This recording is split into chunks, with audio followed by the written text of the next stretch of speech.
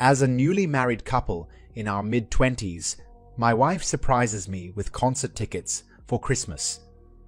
Naturally, I assume she wants us to go together, but to my dismay, she tells me she wants to take someone from work instead because he's apparently a huge fan of the band. She also mentions that he's gay, thinking it would ease any concerns I may have. Disappointed and hurt, I try not to start a fight about it. My wife goes to the concert with her colleague, and they wait outside near the band bus after the show ends. Suddenly, the bassist from the band approaches her and strikes up a conversation. My wife flirts back with him, making me feel even more upset and betrayed. He then asks if she'll be attending their New Year's Eve show, which is 200 miles away. She declines, claiming she can't afford it. But he offers to comp her tickets if she comes, and she confesses that she doesn't want to go alone. The bassist then suggests she bring her friend along as well. Our highly anticipated plans for New Year's Eve were quickly thrown into disarray, leaving me feeling frustrated and disappointed. My girlfriend had jokingly mentioned the possibility of having to sleep with the bassist for VIP tickets, but I didn't find it funny at all. Despite my reservations, she brushed off my concerns and made the decision to go to the concert without me. This was her favorite band, and I didn't want her to hold this over my head forever, so I reluctantly let her go on her own. As she embarked on the long drive to the venue, she kept me updated through sporadic texts. But once she arrived and got her hands on the coveted tickets, all communication from her went radio silent. I reached out again at midnight, only receiving a brief 3-word response in return. The next morning, I called her at 11:30 am, only to find out that she was already on her way back to her hotel via the subway station. It wasn't until 4:30 p.m. that she finally returned home, leaving me feeling even more frustrated and confused about how the night had played out. When I ask my wife about her night out, she confesses that they partied until the early hours of the morning. She reveals that she had taken prescription drugs and consumed copious amounts of alcohol. Frustrated, she mentions how she wasted money on a hotel room when she only slept in it for 2 hours. Confused, I asked how she ended up at a subway station by 11:30 am. Sheepishly, she admits that she never even used the hotel room, but instead must have slept in the band's suite. The following day, my wife emerges from the shower with freshly shaven pubic hair. Surprised, I inquired when she'd done it. Nonchalantly, she replies Friday. This revelation shocks me because my wife rarely shaves down there, and when she does, it's usually a special surprise for me. Before leaving for work, I stumble upon a package of Summer's Eve feminine wipes in her overnight bag.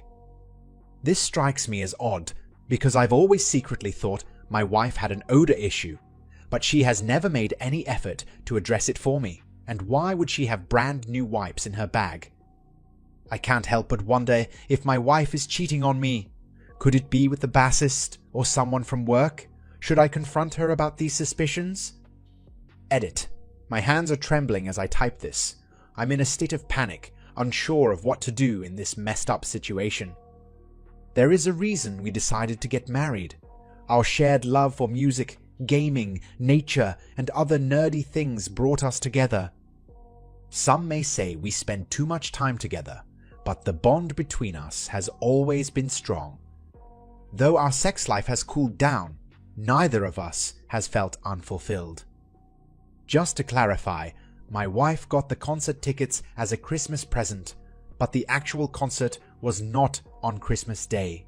The first show was on December 30th and the second on New Year's Eve.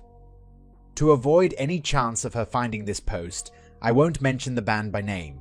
It's definitely not Nickelback and absolutely not Fish. She'll be home soon, and I can only hope for the best. Update number 1. Last night, I pulled her aside for a serious conversation. With great care and patience, I asked her to recount the events of the evening in detail.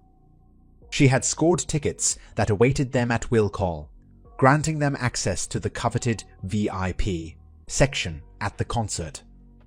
The open bar flowed freely until 2 a.m., when they were ushered into the luxurious band suite. And what's more, the hotel even provided her with comfortable pajamas, so she didn't have to wear her dress all night long. As she described it, the party was quite large and bustling. Not only did it include members of the headlining band, such as the bassist, guitarist, and cellist from the opening act, but also the entire road crew. However, amidst all the excitement and commotion, her friend from work seemed to constantly hover around her, becoming increasingly annoying as the night went on. Eventually, as fatigue set in and exhaustion took over, she found herself dozing off on the floor of the living room along with a dozen other people. It wasn't until her persistent coworker woke her up around 11 p.m. that they finally made their way to the subway. Curiosity gnawed at me as I observed my wife carefully shaving her legs in the bathroom. "Why do you shave?"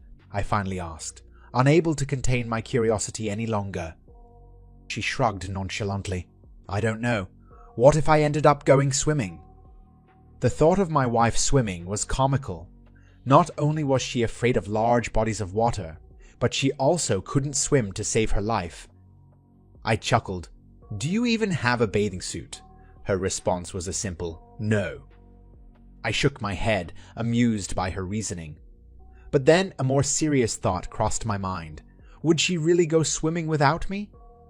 My doubts were further confirmed when she mentioned the summer's eve cleansing cloths that I had noticed in our bathroom cabinet. She sheepishly admitted they were for feminine odor, bought during our last trip to Walmart on the day after Christmas. But if that was true, how could she have known she would be sleeping out without me on New Year's Eve? And why didn't she mention it to me? Desperate for answers, I asked her if there was anything else she hadn't told me about that night.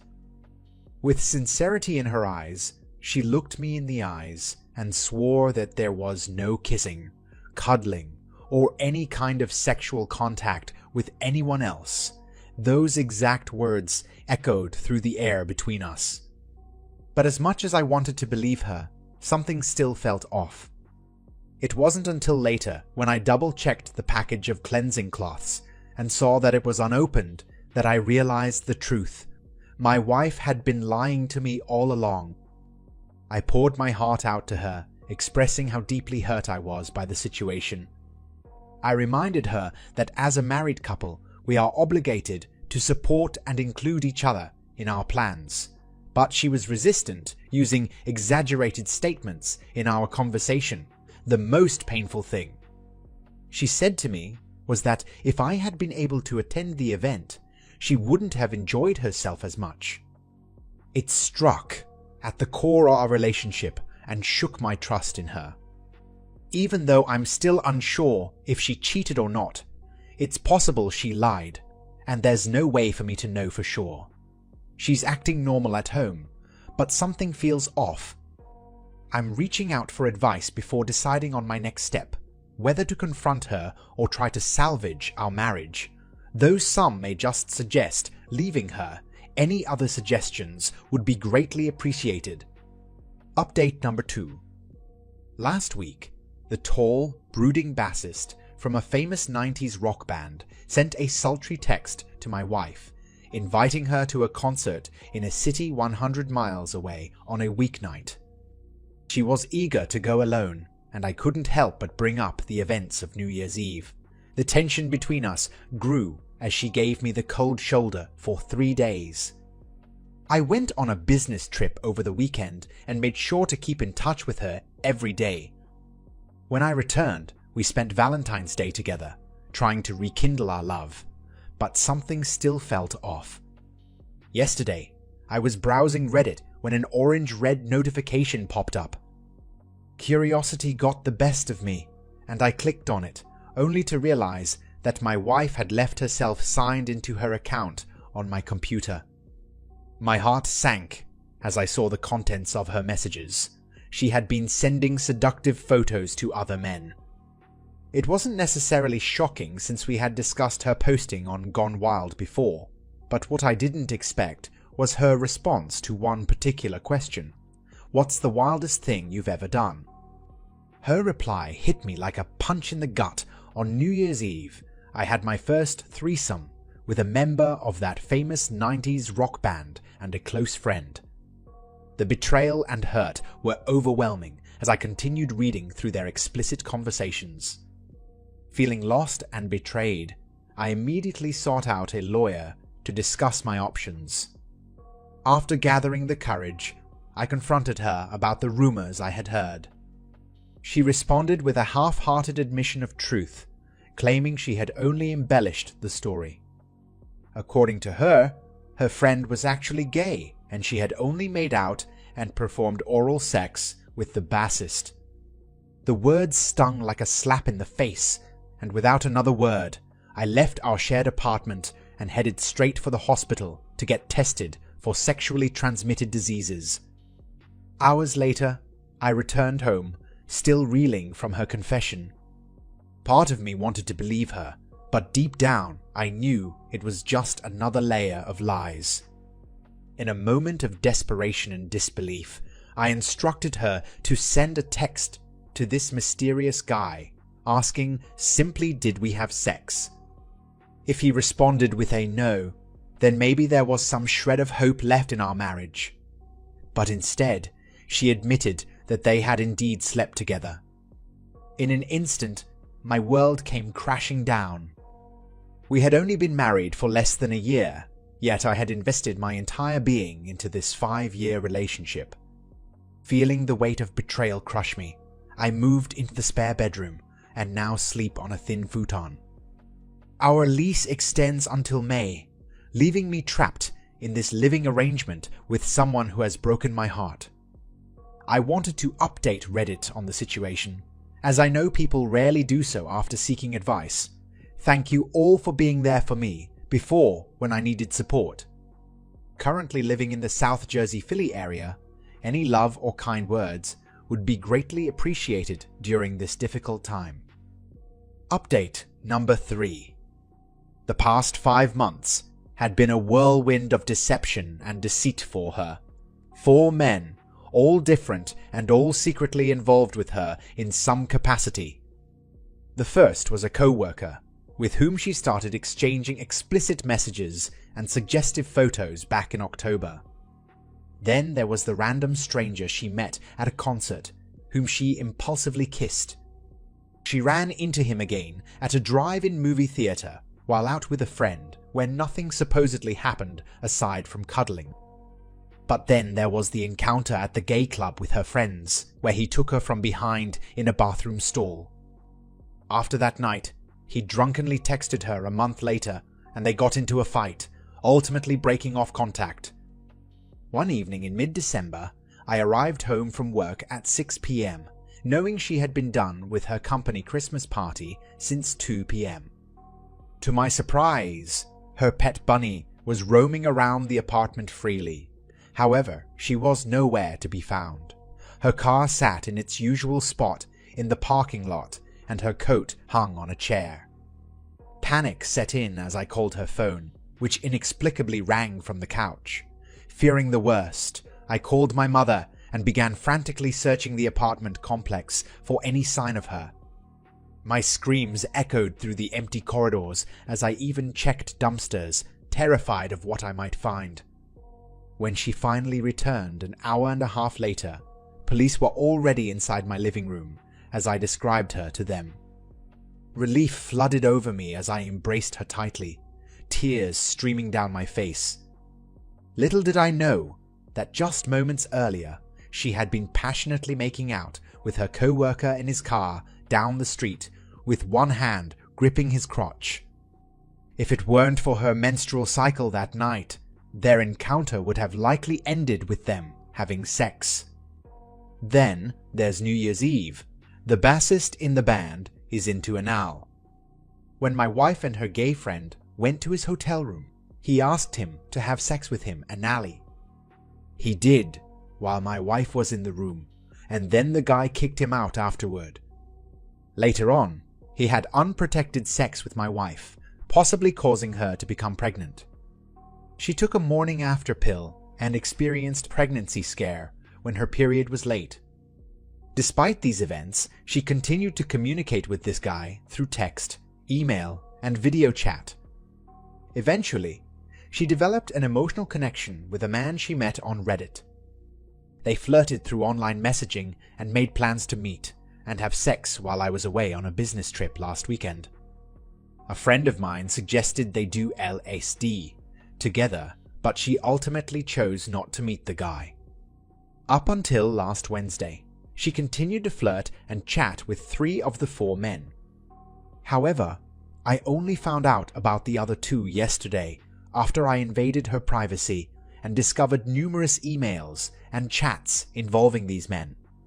To ensure verification, I forwarded those emails to myself, as well as a photo of a t-shirt belonging to one of the men that my wife had brought into our home. Despite not being conclusive evidence, here is also a photo of my hospital bracelet from when I got screened for sexually transmitted diseases. I could never bring harm upon myself, but I can honestly say that I wish I was no longer alive.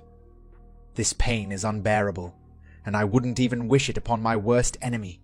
I feel weak and completely drained. I can barely eat or sleep. The longing for her is still there, but at the same time, I am disgusted by her actions. I have told her to not even step into the same room as me until she gets tested for sexually transmitted diseases. In addition, she needs to email every member of her family and confess to everything she has done.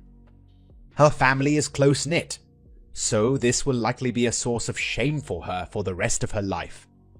Furthermore, I have made it clear that she must cut off all ties with everyone involved in this situation, including the 2 friends who enabled her, if she wants any chance of speaking to me again.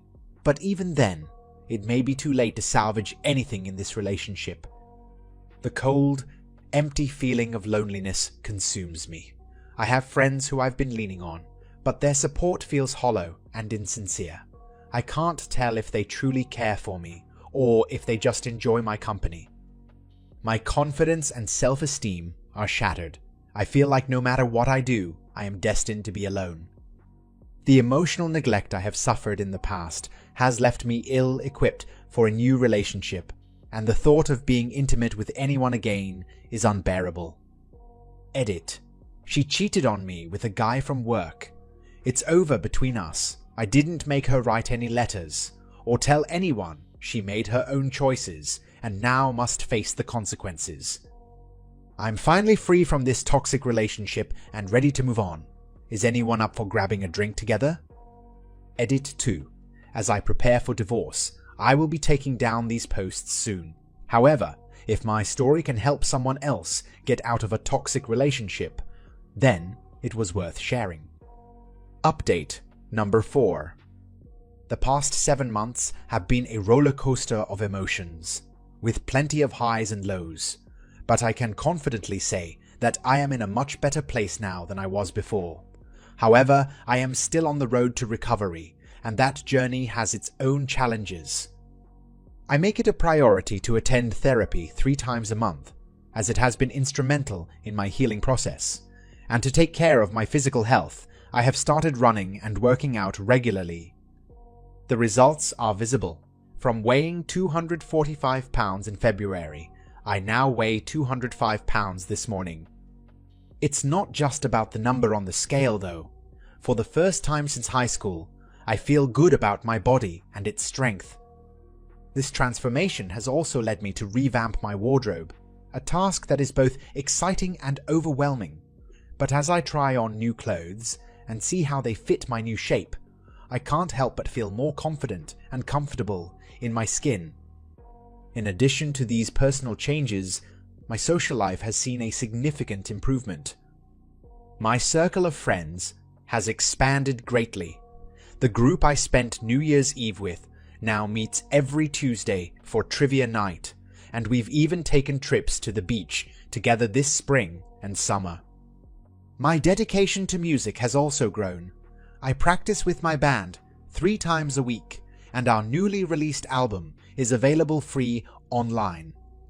Beyond that, I have made an unexpected best friend through Reddit. We text every day and hang out multiple times a week, and when we go longer than 2 days without seeing each other, we both feel the absence deeply. Life may not be perfect yet, but it's definitely looking up. In the month of May, my mother and aunt invited me to join them on a transformative journey to Puerto Rico. Unlike traditional sightseeing or tourist activities, our purpose was to reconnect with our roots and visit family members who still reside on the island. As a person of Puerto Rican descent living in a predominantly white suburb, this trip became a life-changing experience for me. I was immersed in the vibrant culture and customs that shaped my heritage. Upon returning home, I felt a sense of calmness and newfound optimism for the future. However, one aspect of my life still required attention: my failing marriage. After much consideration, my ex-partner and I decided that the simplest and least expensive way to dissolve our union would be through irreconcilable differences.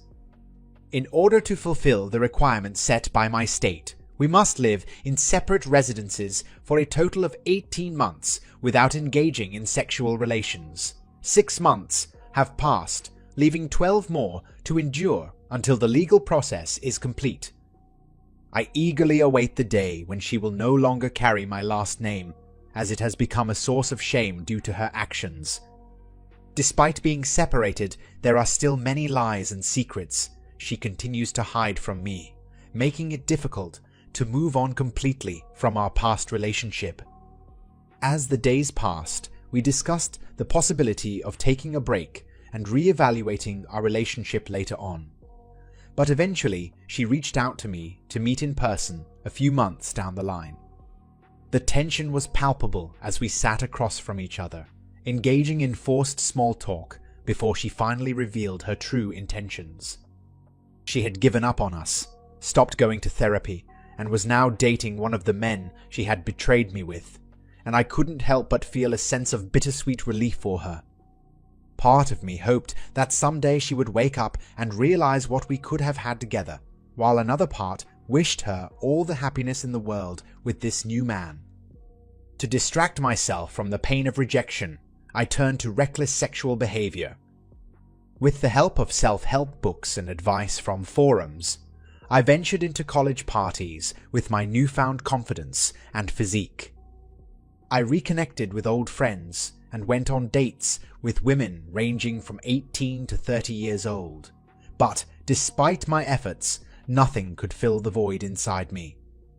I thought I wanted to relive my youth and explore my desires freely, but deep down, all I craved was love and acceptance. In the end, my attempts at casual encounters only left me feeling more lost and empty than ever before. As I reflect on my life, I realize that I am currently in a relationship with someone who makes me feel whole again. Our connection goes beyond surface-level attraction and delves into a deep understanding of each other's thoughts and emotions. Being with her ignites a flame in me that had long been extinguished by past heartbreaks.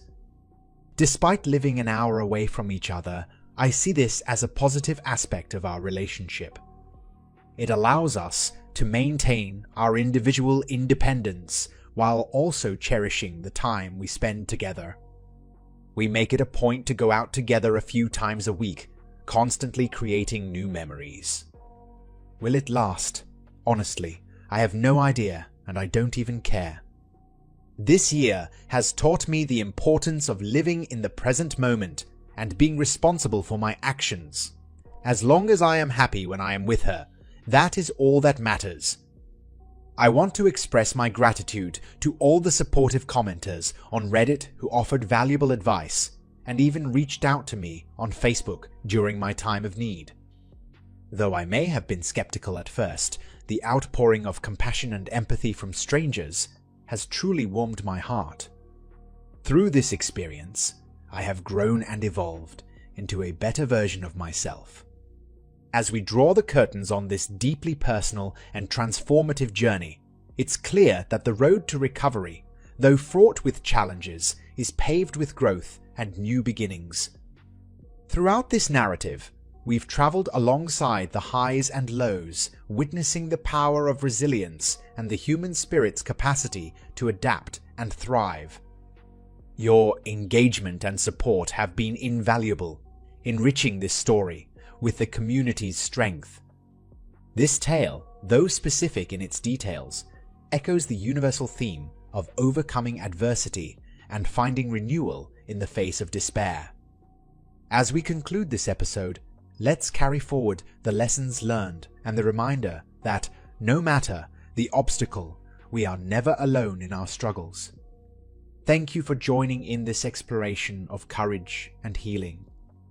Be sure to subscribe for more stories that inspire and challenge us to look deeper into the human experience. Until next time, keep seeking understanding, extend compassion, and embrace the journey of life with all its unpredictability.